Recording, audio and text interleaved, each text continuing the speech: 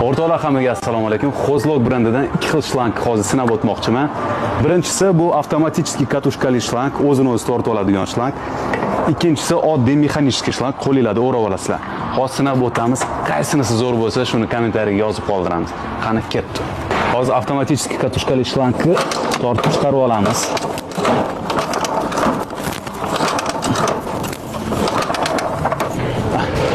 Endi buni o'ralishini hozir ko'ramiz. Ozgina tortib qo'yaveramiz, ketdi. Bo'ldi. Sekunda. Endi mexanik sinab ko'ramiz. Bismillah. Ketdi.